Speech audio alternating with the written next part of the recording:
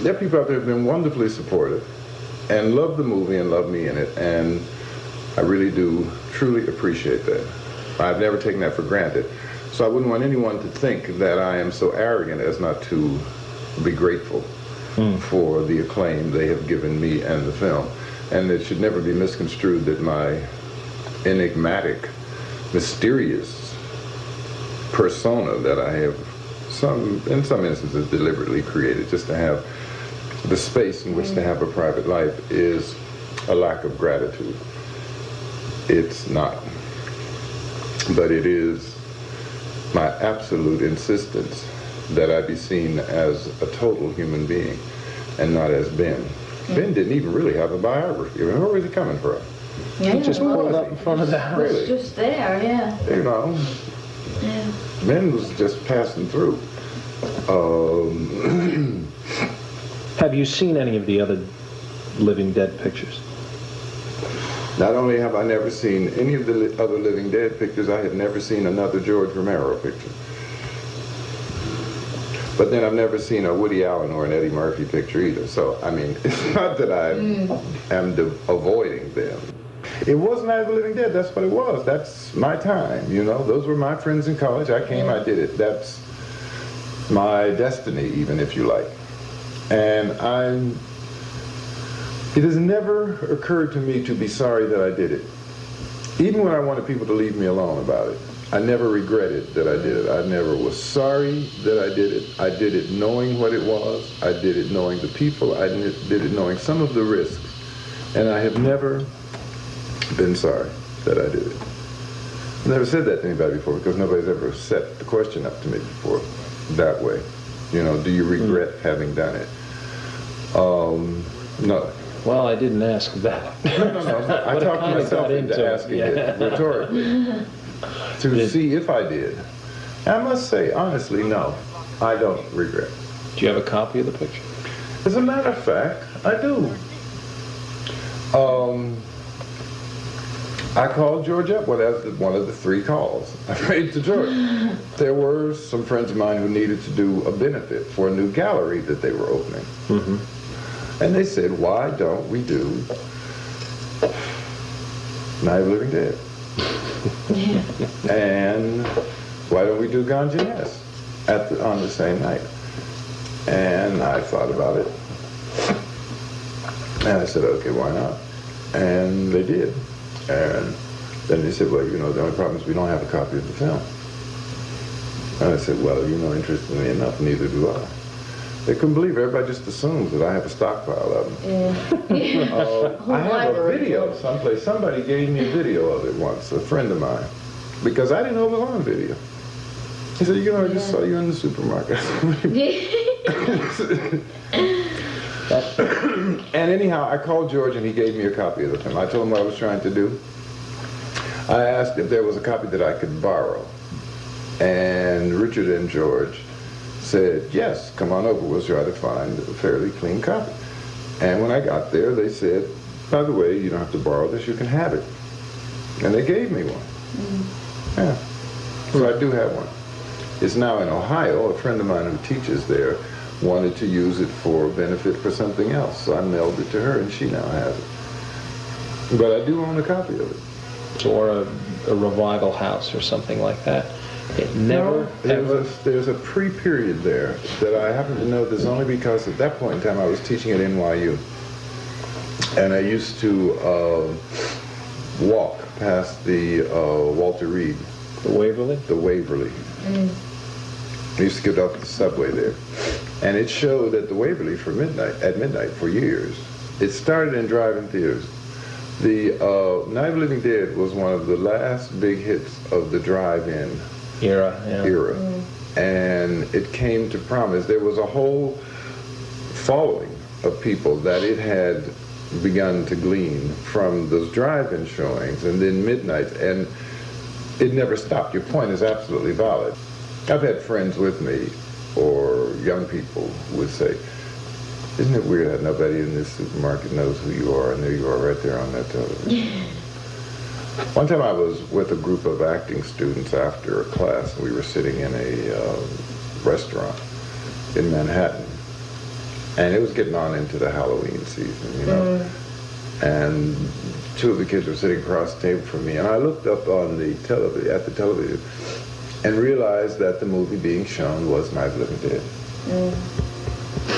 And so I glanced at it for a moment, and we went on talking, and I guess I kept glancing at it too often because eventually they followed my eyes to see what I was looking at, and they watched, they turned and looked at the television, and they, did not recognize that it was me, and then when one of the students did identify that that was me, the other two argued that it was not.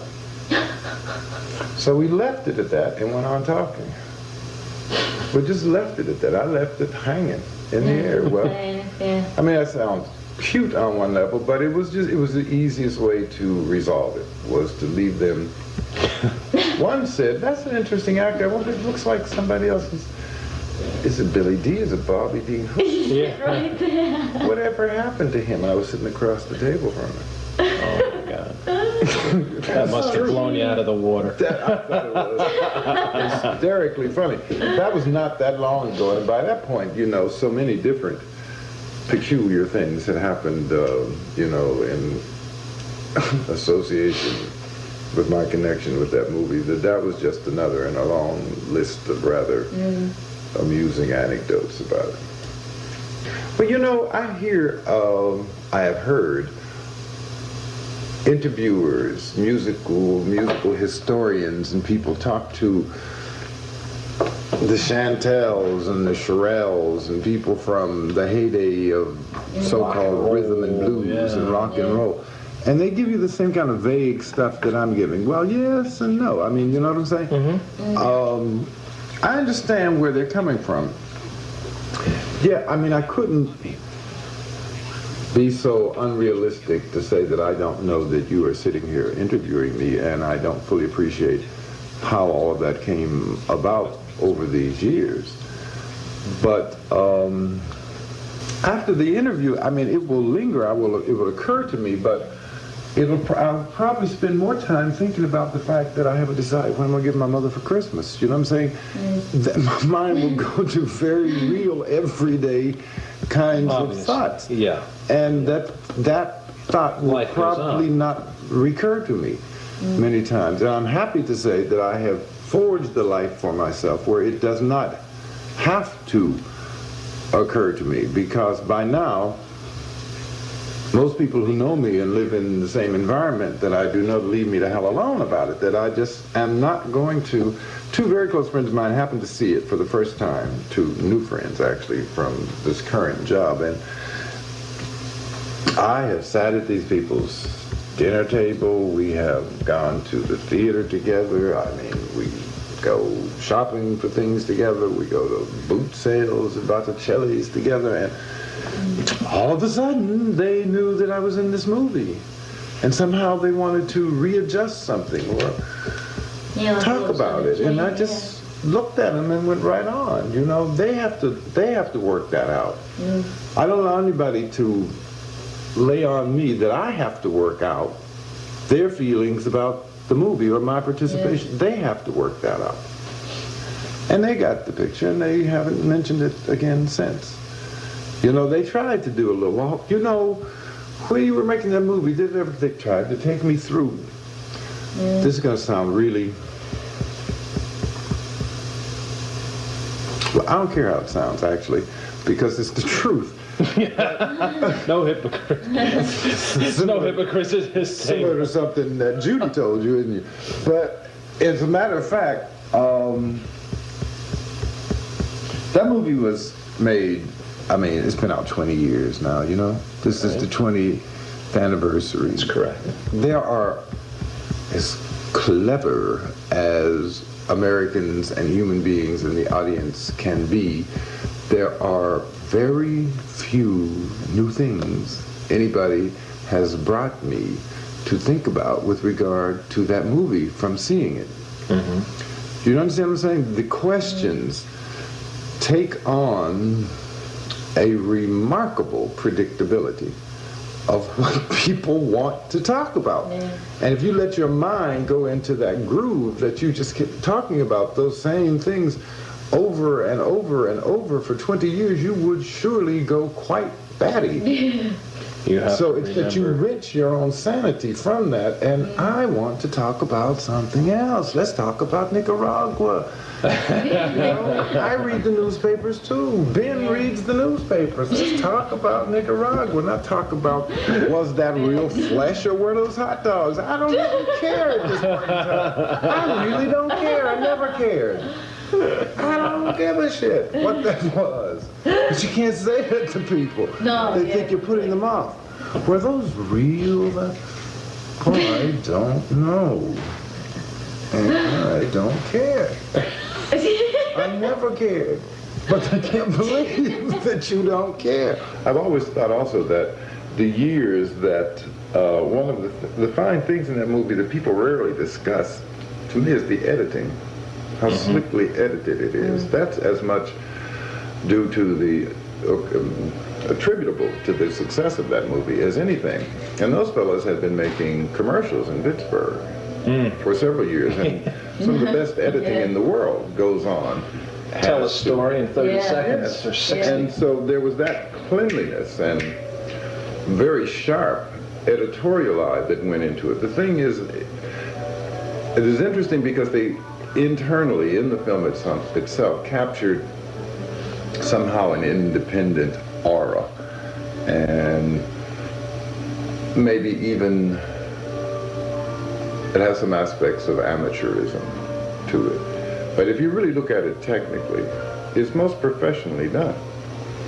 And the thing that used to bother me the most was that New York and Los Angeles and interviewers from all over the country just assumed that we were a bunch of amateur Yeah. actors, and that's not quite true. That wasn't true. Well, it was an interesting amalgam, a mix of amateur and professional actors, True. which was even more clever on George's part, and no one has ever actually sat down and analyzed. I mean, some of those people were steel workers from Pittsburgh, some of those people were working on crew, some of those people were people from Pittsburgh. But others of them were actors from Pittsburgh. I was in New York. I came back to Pittsburgh. I was an actor in New York when that film was made. I remember it as great fun. We worked very hard. There was a wonderful feeling of camaraderie and good humor and goodwill. They were very considerate people to work for. You never felt that you were being abused or misused.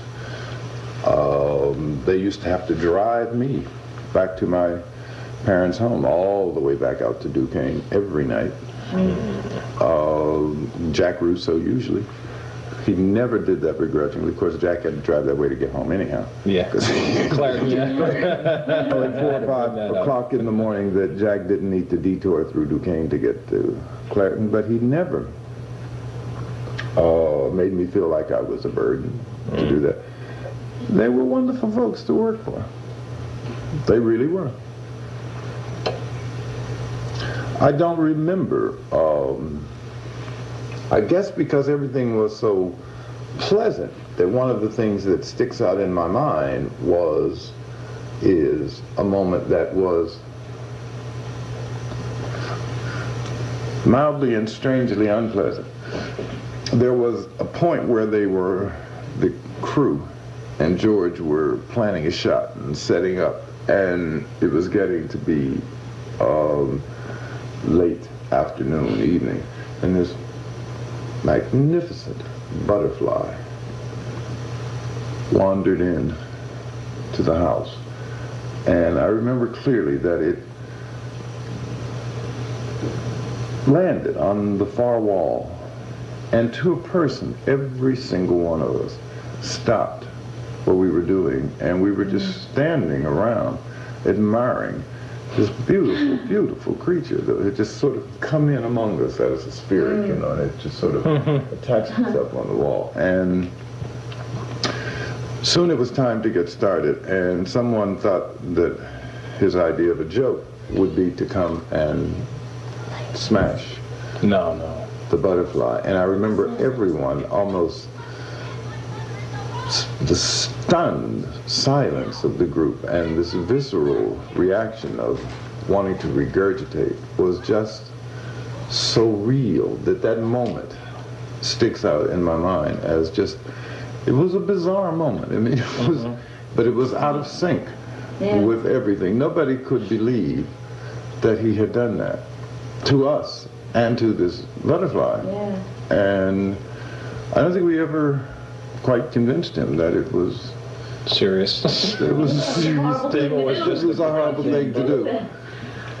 That sticks out in my mind. The only other person that I knew was Betty. Betty used to remember that all the time. She's talking about it all the time. Do you remember the day he smashed the butterfly? And of course I really did. We were just in awe. It was actually maybe not a butterfly. It was a huge moth.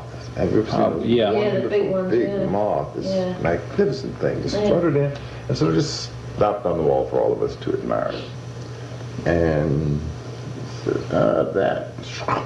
And smashed it. That sticks out in my mind. I don't know if I want you to tell that story. Actually, it did happen. I'll guarantee it's the first time it ever went into print. Because no one else has ever told me that one. They probably don't remember it the same way I do. Because it came into where the cast and, friends and folks were. The crew people were really charging to get some work up, and their focus on it would not be the same as mine because it came in the room where we were. There was another moment, now that I think about it, that had nothing to do with the people that I was working with.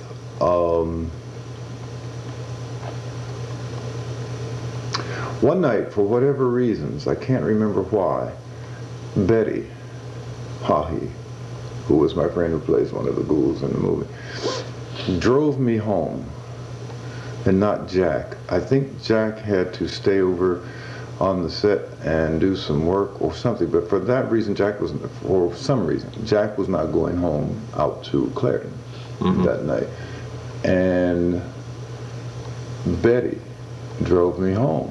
And we were driving through downtown Pittsburgh, of all places, and heading back to Duquesne, when all of a sudden we became very aware of the fact that there were some teenagers in a car following us. And at first we thought it was maybe some of the young folks who, were around the filming. And I looked back and I said to Betty, I said, those are strangers. And then when I looked back, one of them started brandishing a tire iron at me. And the paradox and the irony of that, I had been walking around brandishing a tire iron at ghouls all day long.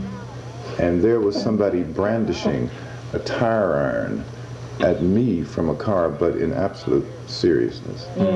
And that moment, the total surrealism of the racial nightmare of America being worse than whatever that was we were doing as a metaphor in that film lives with me to this moment, because there was a moment when we were truly in real danger.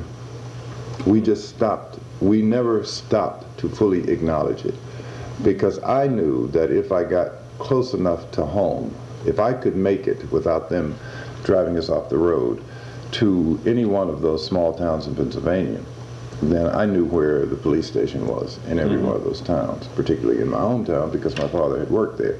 He was a police officer. And they followed us for quite a distance. But when we started getting over they followed us through Pittsburgh, actually.